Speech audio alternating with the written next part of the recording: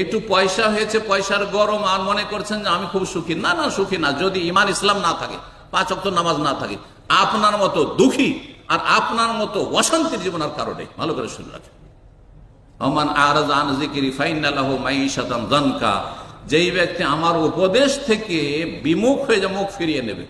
এদিকে আল্লাহর উপদেশ, মুয়াজ্জিনকে ফরজ হুকুম দেওয়া আছে, হাইয়া আলাস সালাহ, দুইবার করে নামাজ পড়তে আসো। হাইয়া আলাল ফালাহ, সার্বিক কল্যাণ, সফলতা, মঙ্গল তোমার এতেই আছে, আসো। বলছেন আমি যাবো না। নাকে তেল দিয়ে ঘুমাচ্ছেন না আপনি, এতে কোনো শান্তি আছে?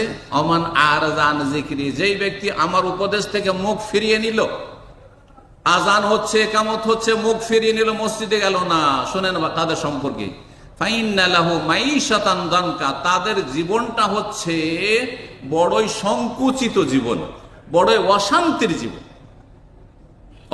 জীবন। ইমাম আব্দুল্লাহ বিন মুবারক